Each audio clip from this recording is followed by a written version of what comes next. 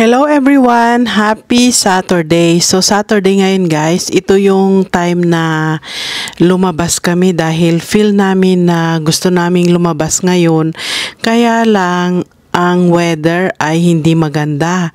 Very cloudy, tapos sabi uulan daw. Kaya nag-decide kami na lalabas kami pero pupunta kami sa mall dahil yun lang naman ang pwedeng puntahan kapag ganitong uulan para hindi tayo mabasa guys. At saka sa park wala pa namang mga flowers and everything kaya hindi pa pwedeng pumunta doon. At ngayong araw na ito guys ay bigla ring lumamig. Kaya wala na talaga kami pwedeng puntahan kundi mall. Anything indoor pwedeng puntahan pag ganito ang weather. Pero nag-decide kami guys na today ay magsa-shopping kami sa outlet mall. At itong outlet mall na pupuntahan namin ay papuntang north, up north. At 41 minutes drive siya from Toronto. So ayan, on the way na kami guys. At malapit na rin kaming makarating doon. So on the way dito sa outlet mall na to, meron siyang isang stop kung sa mga pupunta doon na gustong mag-snack or bumili ng coffee or kumain. Meron siyang stop. Ano ba yung tawag doon? Basta stop siya na may mga shops sila doon na pwedeng kainan. Starbucks, Tim Hortons, Burger King, mga ganon. Pwedeng kumain sa loob at malawak ang kanilang parking lot. At dito guys, malapit na kaming makarating. Dito na kami. Ayan. Ayan na ang outlet mall. Ito guys yung pupuntahan namin para mag-shopping. So, ayan. Sa mga gustong pumunta guys, ito ay yung tinatawag na Tanger Outlet Mall. So, ayan. Hindi ko na ipapakita sa inyo lahat guys dahil napakahirap naman mag-shopping kapag nakahawak ng camera. Hindi ako makapag-focus sa aking mga kailangang bilhin. So, mamaya ipapakita ko naman guys kung ano yung mga pinamili ko. So, wait lang guys.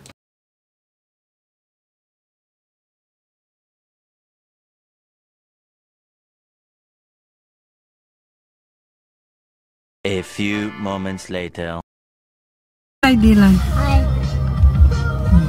Pauwi na kami guys. Tignan nyo naman ang ulan. Parang bagyo. Nandito kami up north. Yan. So ngayon, pauwi na kami. Tapos na kami sa aming konting shopping. At ayan guys, paalis na kami dito. At syempre magdadrive na naman tayo ng 45 minutes from here to home. Pero dadaan pa kami na kakain guys. Pero iniisip ko baka mag-take out na lang kami ng pagkain para makauwi na kami agad at makapagpahinga. Dahil pag ganito ang weather, nakakaantok pag ganito ang weather at ang lakas ng ulan dito guys at napakalamig din. At least sa Toronto ay medyo hindi ganito kalamig syempre.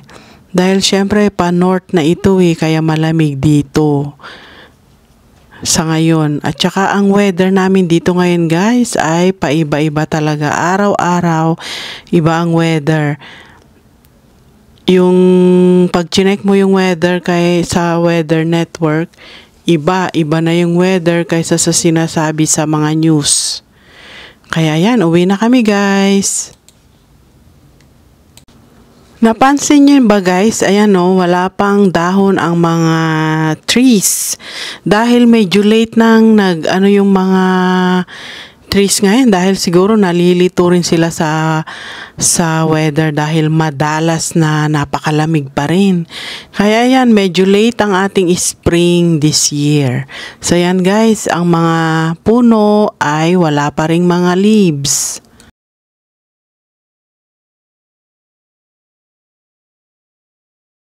Hello guys, happy Monday. So, bali today guys is Monday. Kahapon yung nag-shopping kami sa outlet mall. At gusto kong i-haul sa inyo guys kung ano yung mga pinagbibili ko. So, bale, dalawang store lang yung pinuntahan ko ngayon. If I'm not mistaken, it was Adidas at saka yung Under Armour dahil naka-spring sale sila ngayon at hindi na ako bumili ng marami dahil second weekend ko na ito na nagsa-shopping ng mga spring sale. So, ipapakita ko sa inyo guys kung ano yung mga nabili ko sa mall. Kasama ko si Dylan at si Steve nung kahapon. So, ito, pumunta ako sa Adidas store at saka sa Under Armour. So, pareha sila guys na naka 50% off ngayon. Sa outlet kami pumunta. So, alam na natin na kapag sa outlet ay medyo mas mura yung mga mabibili doon at palaging may sale. So, ipapakita ko guys kung ano yung aking mga pinamili. So, ito yung Under Armour. Bali, dalawang bag yung Under Armour. Pero, I think they ran out of shopping bags. So, nilagay nila sa white bag na ganito. So, ayan yung Under Armour. Linagay ko rin dito yung iba. So, unahin ko guys itong nabili ko sa Under Armour. So, ayan. So, ito guys, bumili ako ng t-shirt. Para sa akin ito, dahil iba naman yung binibili ni Steve na mga t-shirt niya. Sa Big and Tall siya bumibili. So, ito sa akin, ayan. Ano siya, beige color na Under Armour t-shirt. Basic lang siya, meron siyang logo print dito. At meron din siya dito sa likod. Yan. Siya, gustong-gusto ko yung mga ganito ngayon na mga konti lang ang print. Yan yung mga bago kong nagugustuhan. Dahil dati yung mga nabibili ko noon, may print din ako na nabili pero ito yung mga latest na pinipili ko ngayon. Ayan, ayan siya. Beige isa. Ito regular price niya is 30. 50% off siya guys. So 15 ang isa. Yan, $15.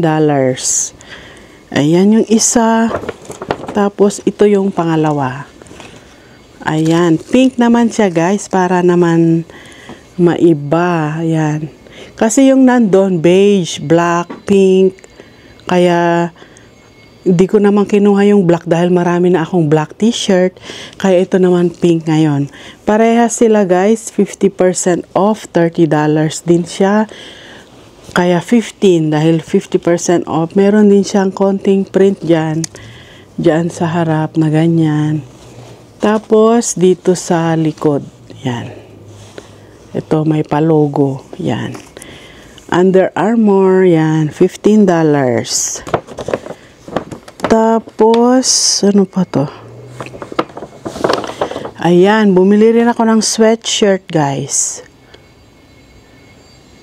Tapos, pag bibili ka, nagbibigay sila ng coupon. Yan, binigyan nila ako ng coupon. At $10 off sa mga new arrival starting May 2nd up to May 7. Yan. So, bumili ako ng sweatshirt, guys, na black. Ganyan siya. Meron siyang logo dyan sa side, ganyan. So, ayan, black. Bale, tig-isa kami ni Kay. Binilhan ko rin siya. Parehas kami. Ito yung sa akin. At ito naman yung sa kanya. Regalo ko sa kanya. Ayan. Ang size niya is extra small. Ano to? So, 50% off. 60 siya. Regular price 60. Naging 30 na lang. Yan. Tig-isa kami. Malaki yung size niya. Oversize. Pero maganda yan pang terno sa jogger. Ayan. Parehas guys. 60. Half price 30. Yan, meron lang siyang maliit na logo na ganyan. Yung logo ng Under Armour. So, ayan yung, meron pang iba guys. Yan yung sa Under Armour. Meron pa. Bumili pa ako ng ganito, yung pa-jacket nila na ganyan. Yung para siyang polo. Ito ang medyo mahal. Half price din siya. 120 siya. So, bale 60. 60 ang ganitong jacket. Yan. Meron siyang bulsa dito at meron siyang bulsa na ganyan. Tapos, may logo din yan. Ganyan siya. Yan. Bale, dalawa yung kinuha ko. Isang beige. Ayan. Tapos, isa ring black. Kumuha rin ako ng black. Parehas sila, guys. Ewan ko, hilig ko yung mga ganito. Yan, meron siyang buttons dyan. Na, yung i-snap na ganyan. Yan. Parehas din yan. Parehas sila. Meron siyang bulsa dito na may logo. Yan. So, half price din. 120. Naging 60 na lang siya. 50% off. So, ayan. Yung sa Under Armour. Konti lang naman ito guys. Dahil nga second time ko nang pumunta na mag-shopping, kaya hindi na ako bumili ng marami.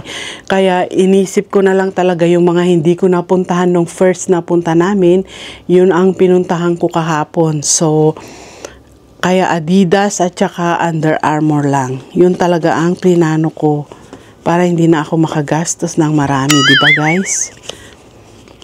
Ito naman kay Dylan, pinabili niya. Sa akin yan. Half price din. Ang regular price niya is 25. Naging 12.50 na lang siya. Plus tax. Ayan. Ayan ang kanyang style. Meron siyang print. Under Armour baseball. Yan. Tapos meron siyang logo sa likod. Ito yung blue. Baseball ang nakalagay. Ito naman yung red. Yan, favorite color niya. Under Armour Lacrosse. Lacrosse naman ito, yan. Sabi niya, gusto raw niya yung print, kaya yan ang pinili niya. Meron naman siyang logo rin dito sa likod. So, ayan yung pabili ni Dylan. Tapos, meron pa pala. Ito pa, t-shirt. Bumili na ako nito, guys. Under Armour din. Same thing, 30, half price, 15. So, ayan, ito siya guys, yung purple o lavender or whatever. Yan. Pero ito, medyo mas malaki itong kanyang print. Meron siyang Under Armour dyan sa side. So, ayan guys, half price. Ayan, at saka ito naman yung jogger na nabili ko sa Adidas. 50% off din ito. So, this is, how much? 65. So, nagbayad ako ng 30 something. Wait lang. Magkano ba yung binayaran ko dito?